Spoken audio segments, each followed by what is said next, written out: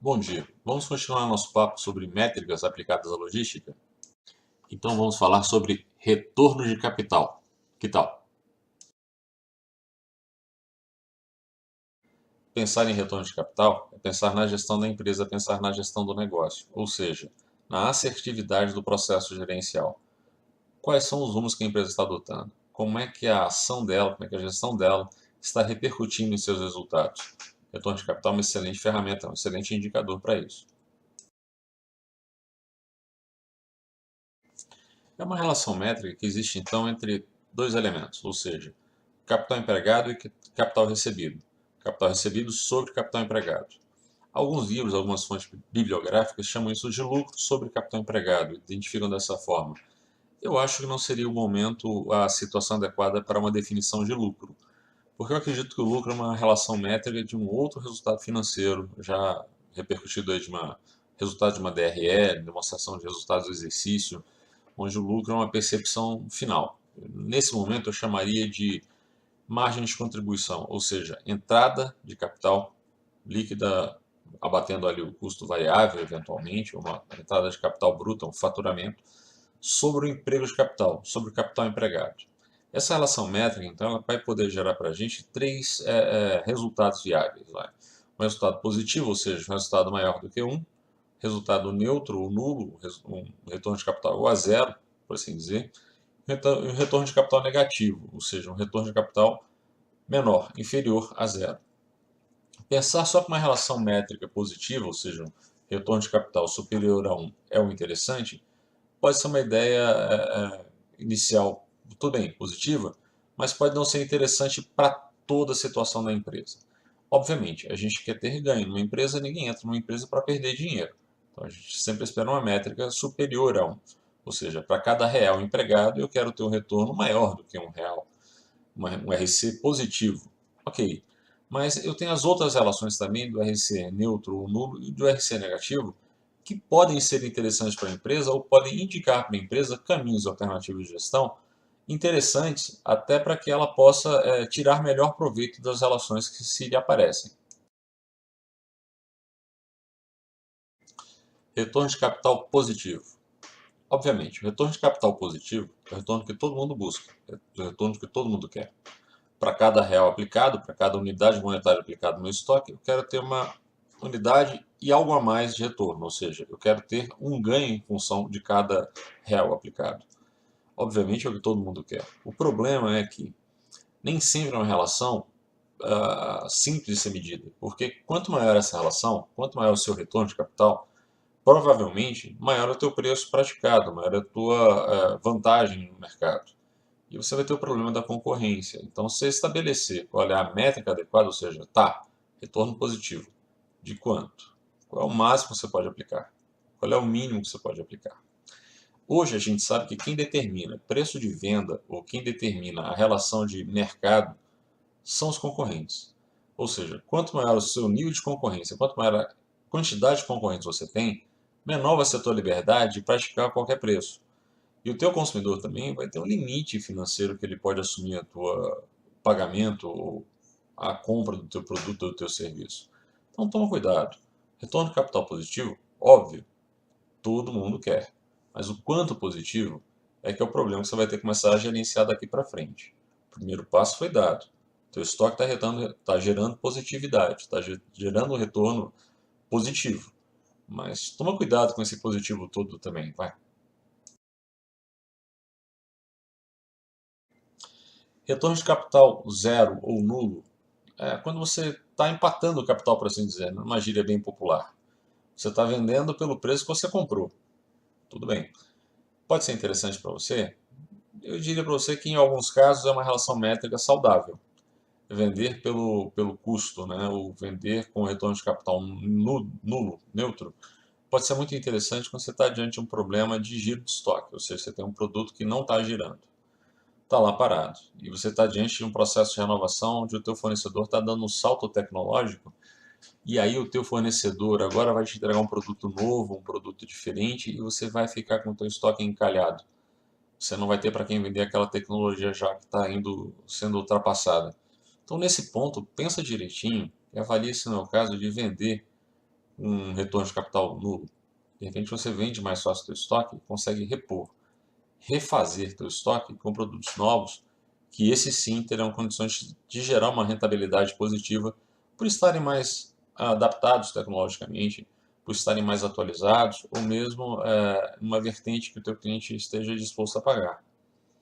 Bom, lembrar que essa é uma relação muito aplicada, muito comum, e faz todo sentido para empresas que trabalham com produtos de linha tecnológica, produtos de moda ou produtos que são facilmente substituíveis por um problema ou outro. Tá? Até produtos de moda. De repente a moda está passando. Melhor vender pelo retorno de capital nulo ou buscar um retorno de capital tão baixo que seja comparável a um RC zero, mas que te permita mudar o teu estoque, mudar a vertente. Não sei, avalie direitinho aí. E vender por um retorno de capital negativo. Quando é que você deve vender por um retorno de capital negativo? Você compra, sei lá, vamos aqui imaginar um produto por R$ 5 e vende ele por R$ 4,90, R$ 4,75. O que leva uma empresa a querer perder dinheiro? Bom, eu conheço poucos os casos que isso pode ser útil sim, mas entenda, nesses casos é bem interessante. Isso se aplica quando você tem um produto aonde ele é um carro-chefe para a venda de vários outros produtos. Imagina o exemplo de um mercado. O que é que motiva uma dona de casa, um pai de família a sair de casa para fazer compra de mercado? Onde é que vai definir se vai ser no mercado A, mercado B ou no mercado C? Bom, fundamentalmente ele vai ter uma série de itens ali que ele vai comparar o preço e vai identificar como sendo itens prioritários para ele, onde ele vai identificar ganho ou posição positiva, vai perceber um ganho efetivo comprando aquele produto naquele mercado. Por exemplo, um arroz, um produto da cesta básica qualquer. Obviamente ele vai lá motivado por aquele produto que tem um preço muito mais vantajoso e lá ele realiza todas as outras compras do mês, as outras compras que tem na sua lista de compras. E é nesse momento onde o mercado ali vai atrair o consumidor e vai na cesta de produtos que ele oferta para aquele cliente, ele vai descontar aquele RC negativo daquele item em outros itens. Ele vai transferir uma percepção de ganho para o seu cliente, ao mesmo tempo que ele vai providenciar também uma complementação de cesta, uma complementação de oferta de itens, onde ele vai conseguir descontar essa relação que ele perdeu ali, metricamente, aquele elemento. Quanto tempo o teu produto fica no estoque? Quanto mais tempo esse produto fica lá, mais ele acumula custo, tá? Por manutenção, por preservação, controle, cuidado, limpeza. Então, assim, toma cuidado com o tempo de permanência do teu produto no estoque. O retorno de capital pode ser afetado negativamente sobre isso. Se o produto fica muito tempo no teu estoque, ele acumula custos. Você vai ter que acabar pagando por isso. Então, foge um pouco dessa relação métrica sobre capital empregado e capital utilizado. O custo deve ser muito bem acompanhado também. Isso é uma outra relação métrica que a gente vai ver na frente. Agora, isso tudo é importante a gente também deixar muito claro o seguinte: se o RC vai ser positivo, nulo ou negativo, fica muito mais fácil de ser gerenciado, ou seja, essa decisão entre positivo, negativo ou nulo, fica muito mais fácil de ser tomada se você toma essa decisão dentro de um prazo esperado, de um prazo lógico de recepção desse dinheiro, desse produto. Olha o gráfico que eu tenho a seguir. Eu tenho então uma situação onde eu tenho a entrada na mercadoria, onde eu gero uma obrigação financeira, e eu tenho no futuro, eventualmente, uma data de pagamento. Para muitas empresas, para muitos negócios, a entrada do capital, a entrada do produto no estoque e o pagamento não estão exatamente no mesmo momento. Ou seja, eu tenho um prazo de pagamento, eu tenho um prazo médio de pagamento aí. Ou seja, é nesse prazo, nessa relação de prazo, que eu vou ter o momento para manobrar o meu RC positivo, negativo ou nulo da forma mais saudável possível. Se nesse prazo eu consigo vender e ter um RC positivo, ótimo. Mas e se eu tiver um RC nulo, eu não posso renovar meu estoque antes de cumprir minha obrigação financeira? Ou seja, eu posso fazer dinheiro, eu vou ter uma obrigação financeira que eu vou cumprir sem necessariamente impactar ou implicar o meu capital, o capital da minha empresa.